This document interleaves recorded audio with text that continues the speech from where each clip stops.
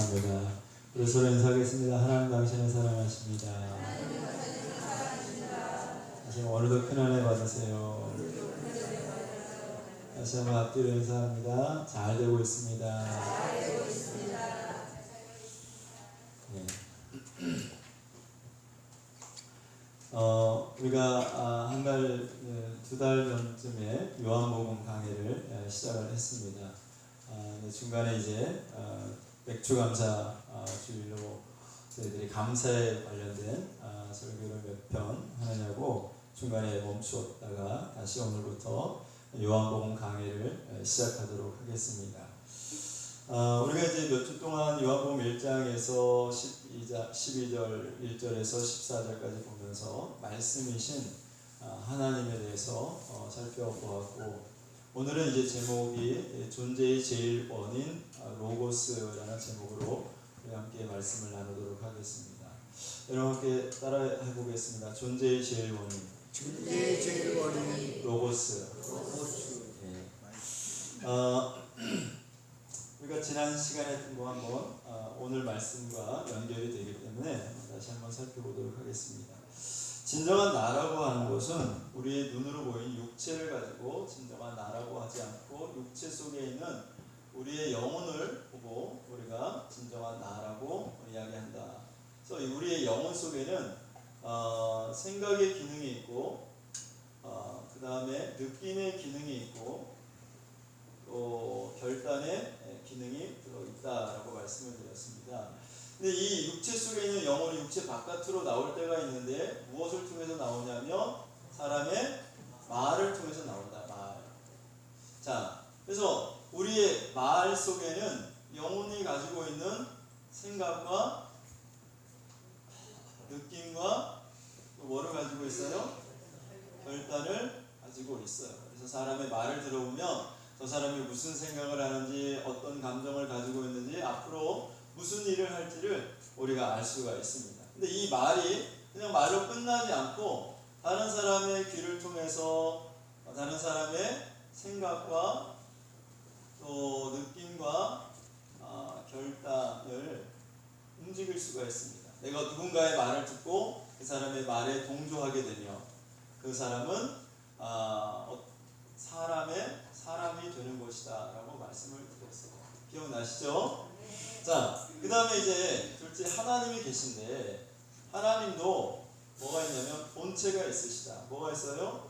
하나님의 본체가 있는데, 하나님도 역시 생각의 기능이 있고 느낌의 기능이 있고 결단의 기능을 갖고 계신다.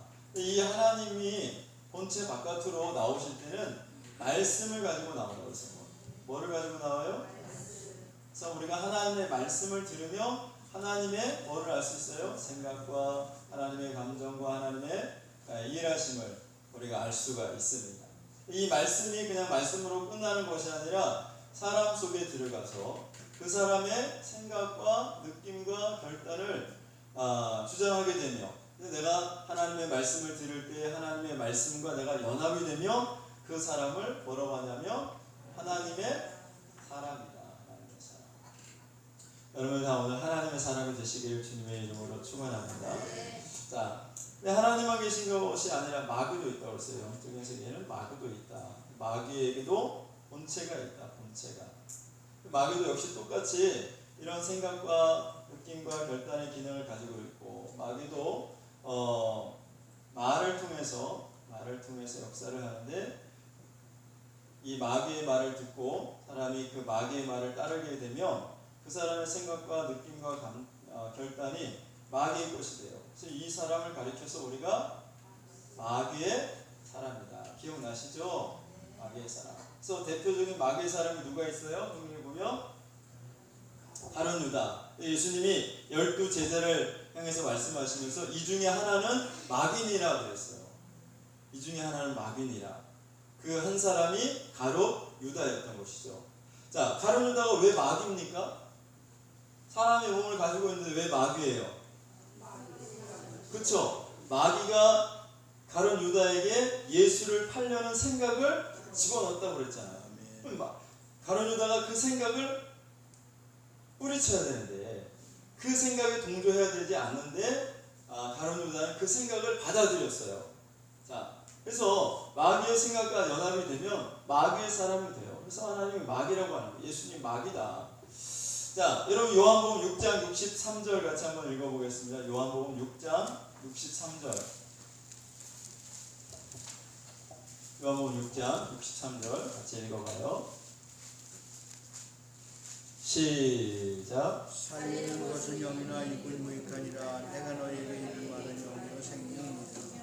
내가 너에게 이른 말은 영이요 생명이다. 내가 너에게 이른 말이 하나님의 말씀, 예수님이 하신 말씀이 영이다라고 말씀하고 있습니다.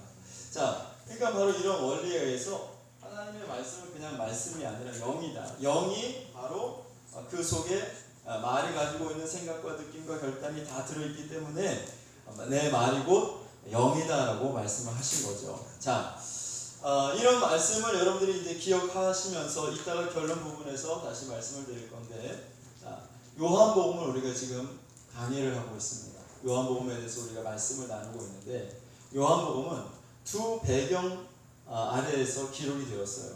첫 번째는 이 유대인들의 배경, 유대교적인 배경을 가지고 있고, 유대교적인 배경, 유대인들에게 예수님이 오셔가지고 예수님이 복음으로 이 땅에 오셨는데 그 유대교적인 배경을 가지고 있고, 또 하나는 헬라적 배경을 가지고 있습니다. 헬라적 배경. 이건 뭐냐면 당시에 문화, 사상, 생각, 철학 이 모든 것이 헬라의 지배를 받았어요. 그래서 헬라적 사고를 가진 사람들에게 예수 그리스도의 복음을 전하는데, 그냥 전하면 그 사람들이 잘 못 알아들어. 유대교적인 배경을 가지고 있기 때문에 복음이. 그래서 문화가 다른, 언어가 다른 그 사람들에게 복음을 쉽게 전하기 위해서 사도 요한이 헬라적인 관점에서 이 복음을 재해석한 책이 요한복음입니다. 무슨 말인지 이해가 되셔요? 자, 그러니까 복음을 전하는데, 예수 그리스도를 증거하는데, 여러분 모든 사람들에게 똑같이 증거하는 것이 아니라 문화와 또 배경과 그 사람의 지식과 이 모든 것을 우리가 종합해서 그 사람이 가장 효과적으로 복음을 받아들이고 깨달을 수 있도록 우리가 복음을 전해야 된다는 거예요. 그러니까 어린아이에게는 어린아이 수준에 맞게 복음을 전해야 되고, 대학 교수들에게는 대학 교수들에게 맞는 복음을 전해야 되고, 일본 사람에게는 그 사람들의 문화에 맞게 복음을 전하고, 또 중국 사람에 맞게 복음을 전해야 되는데, 지금 사도 요한이 살고 있던 이 시대는 헬라적인 사고, 헬라의 철학, 헬라의 문화권에 모든 사람들이 살고 있다는 거예요. 그러니까 유대교적인 배경에서 복음이 주어졌지만 그 복음 자체는 변하지 않지만 이 복음을 전달하는 매체, 이 복음을 담는 그릇은 변화될 수 있다라는 거예요. 그래서 지금 신약 성경은 어떤 언어로 기록이 됐죠? 예? 아니, 시브리어, 헬라어, 영어, 독일어 뭘로 기록이 된 거예요? 헬라어. 그렇죠. 왜 헬라어로? 이 유대 사람들인데, 이스라엘 사람들인데 왜 성경을 헬라어로 기록을 했을까요? 그 당시엔 다 헬라어를 썼어요. 헬라어를 쓴 거예요. 구약시대 예수님이 오시기 전까지 이 유대인들은 시브리어, 자기 민족의 언어를 썼기 때문에 구약 성경은 뭘로 기록되어 있어요? 시브리어로 기록이 됐어요. 근데 이스라엘이 완전히 망했어요. 바벨론에 의해서 완전히 나라가 없어졌어요. 나라가 없어지고 그리고 이제 로마가 헬라의 문화, 그리고 그 뒤에 로마가 소개되는데, 지금 우리나라 일본 사람들이 쳐들어와가지고 36년 동안 우리나라를 지배하면서 언어를 자기 나라 말로 다 바꾸도록 했잖아요. 그쵸? 그때 안 살아봐서 모르시죠? 그랬대요. 그것처럼 그 당시의 문화가 지금 다 헬라 문화. 사람 언어도 헬라 말을 써야 되고. 자, 그래서 우리가 요한복음을 보다 잘 이해하려면 이 두 가지 배경을 우리가 잘 알고 있어야 돼요. 유대교적인 배경과 또 헬라적인 배경을 우리가 알고 성경을 볼 때에, 요한복음을 볼 때에 요한복음을 더 잘 해석을 할 수가 있다. 예를 들면 니고데모가 와서, 요한복음 3장에 보면 니고데모가 와서 예수님과 대화하는 장면이 나오는데, 예수님이 니고데모에게 뭐라고 말하냐면 사람이 거듭나야 하나님의 나라에 들어갈 수가 있다라고 말하는 거예요. 그때 우리가 거듭난다라는 이 말을 헬라어는 뭐라고 썼냐면 위로부터라는 말이에요. 위로부터 나는 말. 우리가 헬라적인 배경을 모르면 이게 무슨 말인지, 위로부터 난다는 게 무슨 말인지 모르지만 그래서 우리가 헬라적인 배경을 이해해야 할 필요가 있는 것이죠. 자, 사도 요한이 복음을 이 헬라적인 관점에서 재해석한 이유는 바로 뭐냐면, 그 당시 헬라 철학이 많은 사람들의 생각을, 사상을 지배하고 있었기 때문에 사도 요한은 이 유대교적인 복음을 헬라적인 관점에서 재해석해서 기록을 했다. 이것이 바로 요한복음이다. 이렇게 여러분들이 이해를 하시면 되겠습니다. 할렐루야. 여기까지 이해가 되십니까? 요한복음은 두 배경에서 기록이 됐다. 하나는 유대교적인 배경, 하나는 헬라적인 배경에서 요한복음이 기록이 되었다. 자, 그러니까 예수님이 이 땅에 육신의 모습으로 오셔서 복음을 전하셨는데, 그 전에 이미 예수님 오시기 전에 한 600여 년 전부터 헬라 문화가 시작했어요. 헬라 철학이 발전하기 시작이 되었어요. 그래서 사도 요한, 예수님이 부활 승천하신 이후에 사도 요한이 이제 복음을 전하면서 요한복음을 기록하게 되는데, 이 요한복음을 기록하던 이 시대에는 특별히 헬라 철학 중에서도 플라톤의 이데아론이 왕성하게 발전하고 있던 시대였어요. 플라톤은 예수님보다 한 400여 년 전에 태어났던 사람이에요. 플라톤 들어보셨나요? 들어보셨어요? 자, 플라톤이라는 철학자가 있습니다. 아주 위대한 철학자예요. 책도 많이 썼고요. 지금도 철학을 공부하는 사람들은 반드시 이 사람을 공부를 하지 않으면 철학을 공부할 수가 없어요. 자, 이 플라톤이라는 사람이 본래 철학자가 되려고 했던 것이 아니라, 어느 날 길을 가다가 소크라테스라고 들어봤나요? 소크라테스? 예, 이 소크라테스가 한 말을 혹시 아세요? 유명한 말. 예? 그렇죠. 네 꼬라지를 알아라. 이게 누가 한 말이에요? 소크라테스가 한 말이에요. 소크라테스가 하는 강연을 지나가다가 우연히 듣고 거기서 감동을 받은 거예요. 그래서 플라톤이 철학을 공부하게 되고, 플라톤이 소크라테스의 제자가 됩니다. 자, 소크라테스의 제자가 누구라고요? 플라톤이라고요. 근데 이게 뭐 중요한 건 아니지만, 지금 우리가 헬라적인 배경을 지금 우리가 이해하기 위해서 성경을, 요한복음을 보다 조금 더 우리가 정확하게 또 깊이 있게 해석하고 이해하기 위해서 지금 이런 이야기를 제가 지금 하고 있는 겁니다. 자, 요한이 살고 있던 시대에는 헬라 문화권의 지배를 받고 있던 시대예요. 특별히 철학적인 사조는 플라톤의 이데아론, 플라톤의 뭐라고요? 이데아론. 좀 딱딱하죠? 철학 시간도 아니고. 자, 근데 이게 지금 우리가 말씀을, 요한복음 1장을 이해하는데 꼭 필요한 거라서 제가 말씀을 드려요.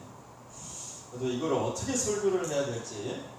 자, 저도 철학을 잘 몰라요. 철학을 공부하지 않아서. 자, 그런데 플라톤의 이데아론이 있어요. 이데아론. 이 이데아론을 우리가 다른 말로 이원론이라고 해요. 이원론. 뭐라고요? 이원론. 자, 근데 이 이데아론의 중심에 보면 위와, 아까 잠깐 말씀드렸는데 아래, 위과 아래로 나눠요. 이게 이제 두 가지로 나눈다는 거예요. 세상을 두 개로 나눈다는 거예요. 그래서 이원론이야, 이데아론이야. 위는, 이거는 진실의 세계, 진실. 그리고 여기는 영원한 세상, 영원한 세계. 위는 영원한 세계를 말해요. 또 여기는 변함이 없어요. 영원하고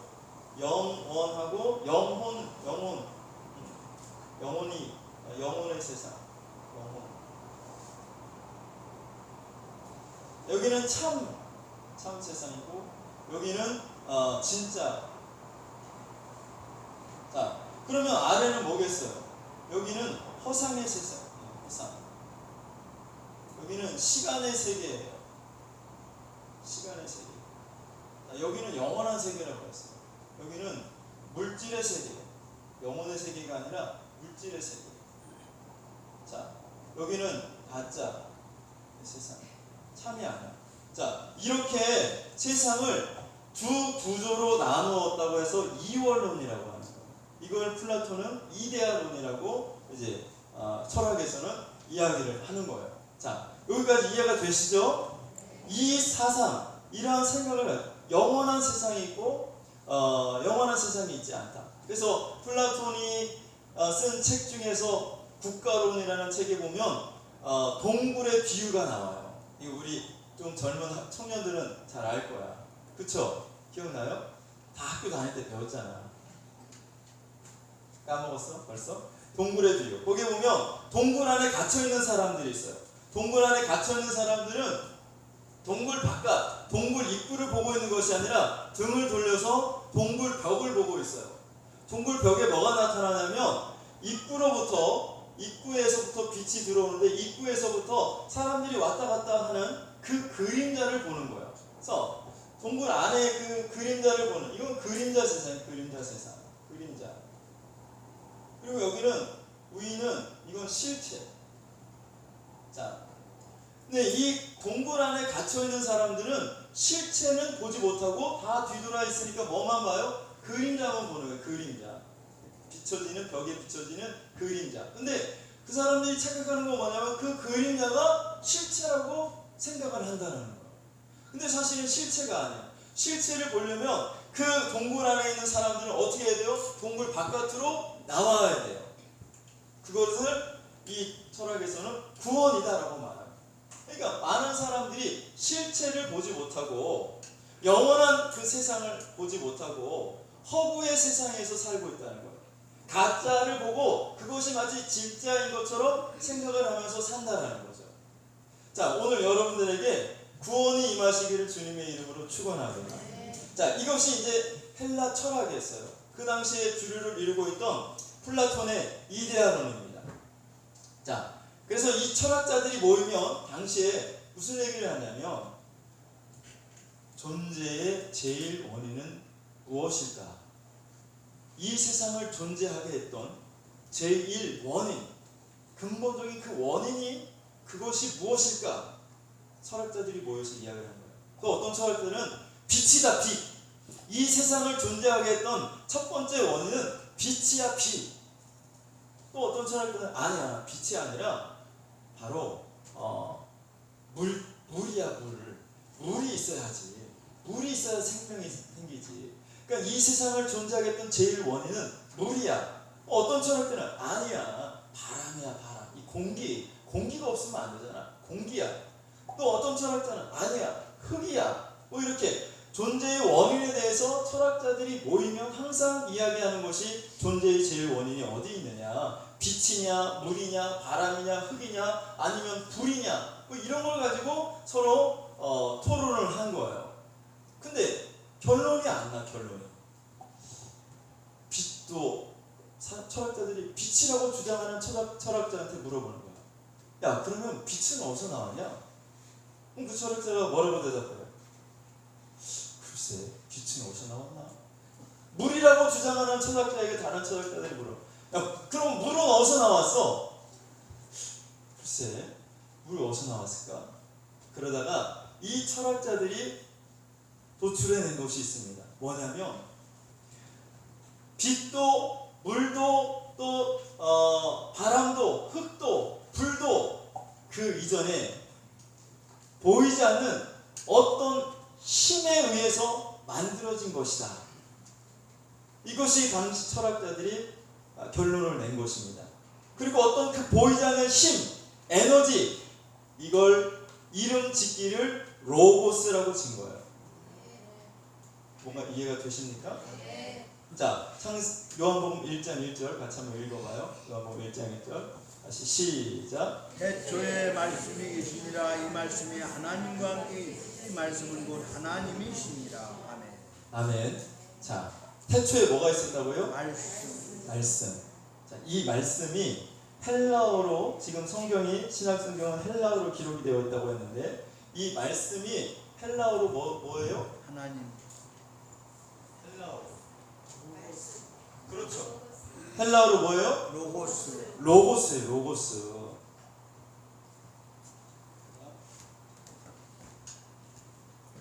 말씀이 뭐라고요? 헬라어로? 로고스라고. 말씀이 뭐라고요? 로고스. 자, 근데 우리나라 말로는 로고스로 지금 번역이 되어 있지만 로고스를 말씀으로 번역을 해 놓았지만 본래 헬라어의 의미는 뭐라고요? 잊어버렸어요? 존재의 제1 원인이 되는 어떤 힘, 능력, 에너지 이것을 뭐라고요? 로고스라고 해요. 로고스.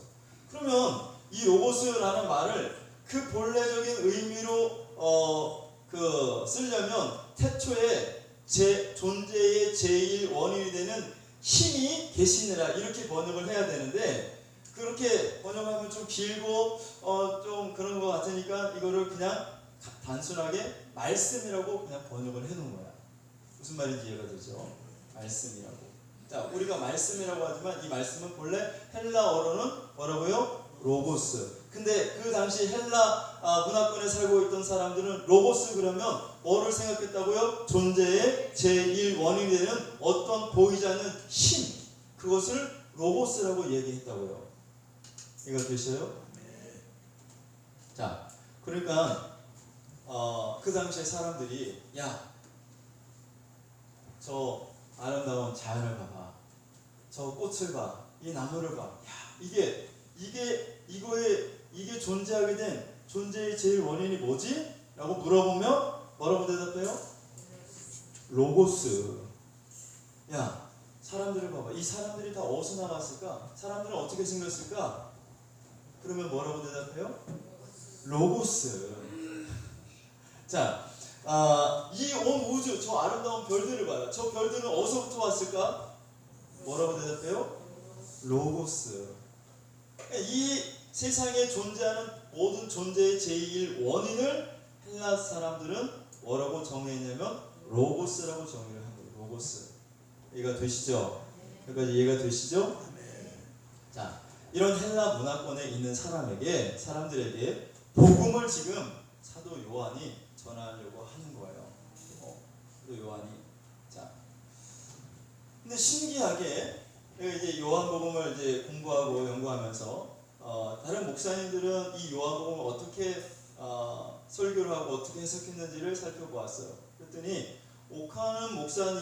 돌아가신 옥하는 목사님이 요한복음을 강해해 놓은 책이 있는데 그 책에 플라톤의 이야기가 나오는 거예요. 플라톤의 이야기가 나오는데 플라톤이 심지어 어떤 말을 했느냐면, 여러분 놀라지 마세요. 어느 날 신으로부터 로고스가 우리를 찾아올 것이다 라고 이야기를 했다는 거예요. 플라톤은 예수님을 알지 못했던 사람이죠. 예수님보다 400여 년 전에 태어났던 사람이에요. 근데 그가 말하기를 어느 날 신으로부터 로고스가 인간을 찾아오는 날이 있을 것이다 라고 이야기를 했다라는 거예요. 철학을 연구하는 철학자가. 자, 그런데 이렇게 당시 철학자들 또 헬라 문화권에 살고 있던 사람들은 로고스를 온 우주를 통치하는 하나의 능력이자 사람들의 생각을 지배하는 하나의 초월적인 존재라고 그들은 믿었어요. 뭐를요? 로고스를.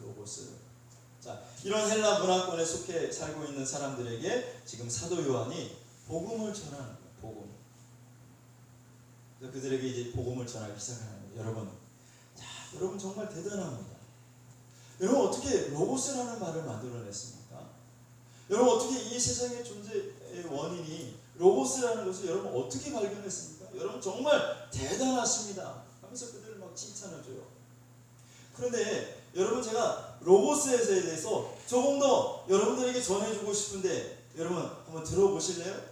당시 철학자들은요 늘 모여서 이야기하는 게 로고스는 어떤 존재냐? 이 세상의 존재의 제일 원인 로고스는 도대체 신이냐? 신이냐? 무엇이냐? 늘 궁금했는데 사도 요한이 느닷없이 나타나서 로고스에 대해서 알려주겠다라는 거예요. 얼마나 반가운 소리입니까? 그러면 로고스, 당신이 알고 있는 로고스에 대해서 한번 우리에게 설명을 해주십시오. 그래서 사도 요한이 로고스에 대해서 설명을 해주는데 그게 요한복음 1장이란 말이에요. 자, 요한복음 1장 1절 다시 한번 읽어봅니다. 태초에 말씀이 계시네요. 자, 여기 말씀이 본래 성경 헬라어는 뭐로 기록이 되어 있다고요? 로고스. 자, 말씀을 우리가 로고스라고 바꾸어서 다시 한번 읽어볼게요. 자, 태초에 로고스가 계시니라. 이 로고스가 하나님과 함께 계셨으니 이 로고스는 곧 하나님이시니라. 지금 사도 요한이 이렇게 헬라 문화에 젖어 있는 사람들에게 복음에 대해서 이야기하는 거예요. 이 로고스는 태초부터 있었다. 언제부터? 태초가 또 어디에 써 있죠? 성경에?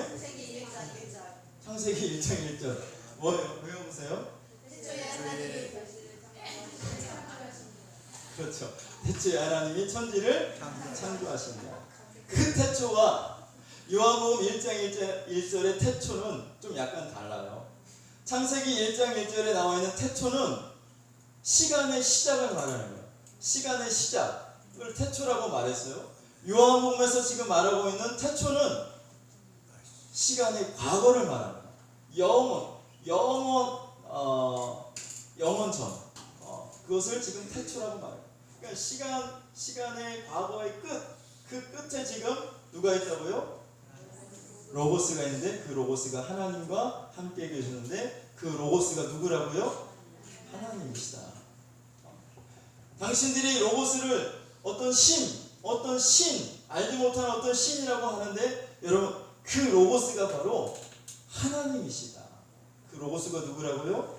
하나님이시다. 그 로고스는 영원 전부터 계셨던 분이다. 이렇게 로고스를 지금 설명하고 있어요. 자, 2절 읽어봅니다. 시작. 그가 태초에 하나님과 함께 계셨고 3절 만물이 그로 말미암아 지은 바 되었으니 지은 것이 하나도 끝없이 된 것이 없느니라. 그래 여러분 맞아요. 로고스가 이 모든 만물을 있게 한 겁니다. 로고스가 이 세상을 만드신 창조주입니다. 로고스가 바로 하나님입니다. 자, 4절 읽어봅니다. 시작. 그 안에 생명이 있었으니 이 생명은 사람들의 빛이다. 로고스는 우리에게 생명을 주는 분입니다. 로고스는 생명이십니다. 로고스는 어두운 세상에 빛을 비추는 빛이십니다. 로고스는 빛입니다. 로고스는 생명입니다. 이렇게 지금 로고스에 대해서 설명을 해주고 있습니다. 할렐루야. 그 로고스는 다른 말로 예수 그리스도라고 합니다. 라고 지금 설교를 하고 있는 거예요. 야, 그렇습니까? 헬라 문화권에 있는 사람들이 다 놀래요. 야, 그 로고스를 어떻게 이렇게 잘 압니까? 그랬더니 요한이 깜짝 놀란 말을 하는 거예요. 나는 그 로고스를 보았어요. 나는 그 로고스를 만졌어요. 나는 그 로고스의 품에 안겨본 사람이에요. 이 헬라 문화권에 있는 사람들이 깜짝 놀라는 거예요. 아니, 로고스는 영원 전에 계셨던 그 신, 이 세상을 존재하게 만들었던 그 신인데, 그 신이라고 우리는 믿었는데, 근데 그분을 어떻게 만났어? 그분을 어떻게 만졌어? 그분 품에 어떻게 안겼지? 놀라는 거죠. 놀라는 거예요. 네, 사도 요한은 내가 그 좀 얘기해 줄 거야. 얘기해 보세요. 그분이 로고스가 육신으로 이 땅에 왔습니다. 이 세상을 창조한 영원 전부터 계셨던 그 로고스가 사람의 모양을 입고 이 땅에 오셨는데 그분을 예수 그리스도라고 합니다. 그때 헬라 사람들이 야, 우리도 그럼 그 예수 그리스도를 만나게 해달라. 사도 요한이 또 깜짝 놀라는 말을 하는 거예요. 그 로고스가 근데 죽었어요. 예? 아니, 이 세상을 창조한 창조주 로고스가 어떻게 죽을 수 있습니까? 그 분을 우리가 예수 그리스도라고 하는데 그분이 죽은 이유가 있어요. 여러분, 그분은 십자가 못 박혀 죽었습니다. 십자가 못 박혀 죽었다고? 아니, 십자가 못 박히는 곳은 당시 로마 시대예요. 헬라 문화권에 살고 있어요. 십자가 못 박혀 죽는 사람은 가장 흉악한 죄인들이 십자가 못 박혀 죽는 거예요. 살인자들, 또 나라를 그 반역을 꾀하는 반역자들, 이런 사람들이 십자가 못 박혀 죽는 건데, 아니 어떻게 로고스가 십자가에 못 박혀 죽습니까?